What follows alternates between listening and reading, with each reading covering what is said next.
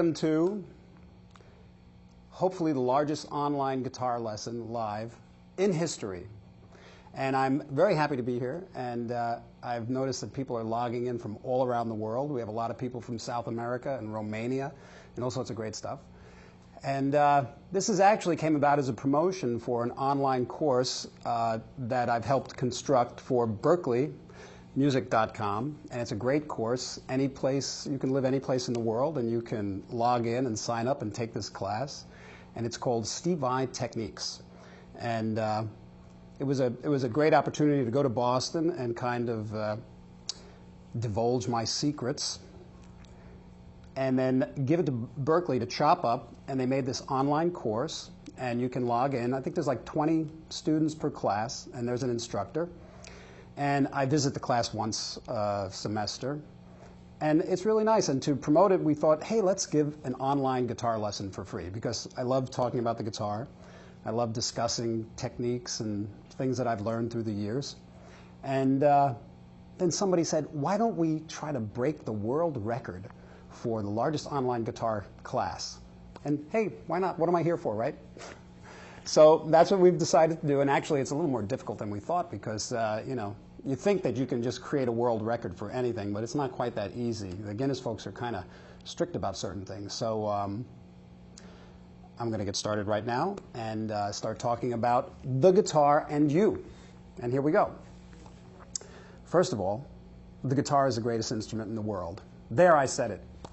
And everybody that I've met either plays the guitar or would love to play the guitar. And one of my goals with this class is to encourage you to play the guitar if you don't, and to maybe show you some things, even if you're an accomplished player, that I think might be able to help you in your quest to play the guitar as best as you can.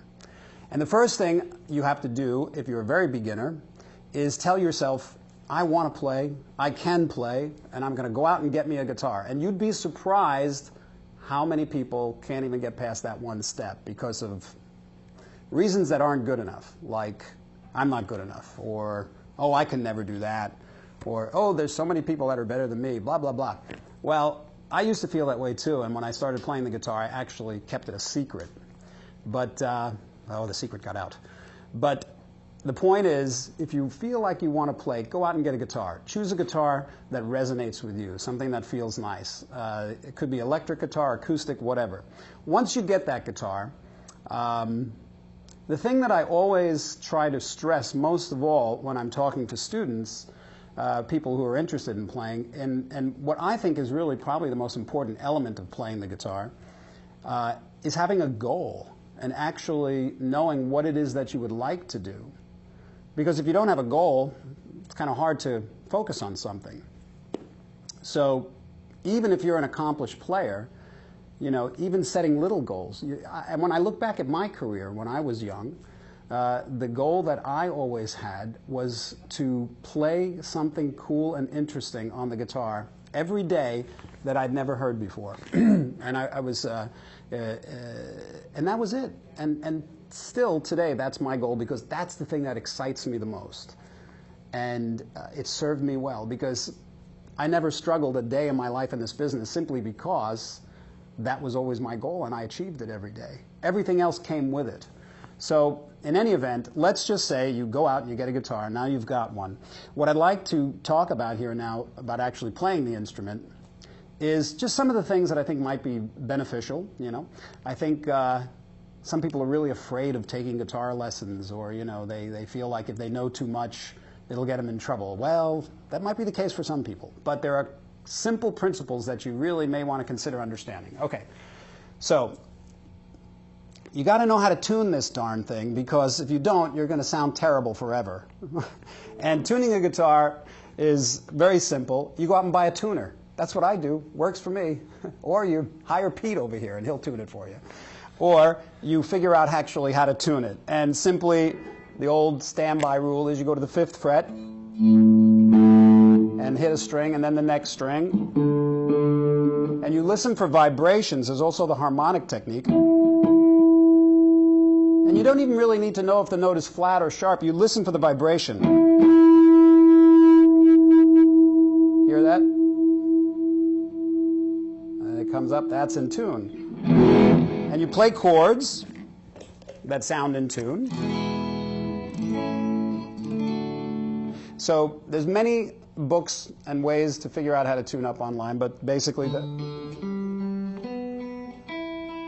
and then you tweak your little tuner. I have a very special system here which has these fine tuners, so I can't really do it the conventional way.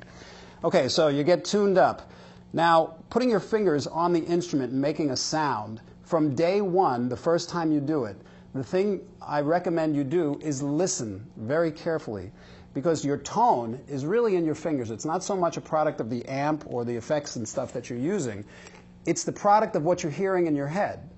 And when you go to play the guitar, there's so many different ways. It's an incredibly dynamic instrument, perhaps the most dynamic instrument in the world, because you can hit it really soft, you can hit it really tiny soft, very hard, very aggressive. And the way that you hold your pick and the way that where you hit the string is going to have everything to do with the tone. So holding your pick, I know it can be a challenge for some people, and there's very many different ways to fool around with it, but the most important thing is to feel comfortable. I hold my pick kind of like this, and my picking technique, I anchor my wrist so that I can get some, and some of you might even just need to start out playing one note at a time, just open strings, just to get it to sound good. Now, if you turn your pick this way, or you turn it this way, or you pick down here, or you pick up here, or here, it's all going to give you a different tone. And all of these different tones can be useful. But for the majority of the time, you want to have every note that you play sound good. And experiment with where it sounds good to you.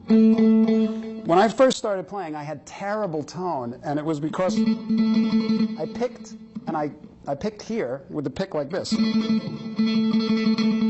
can't even do it anymore. But anyway, it was not a good place to pick and not a good pick position. And I revamped my entire style later on to actually find that sweet spot. And if you see I'm turning the pick, you can hear different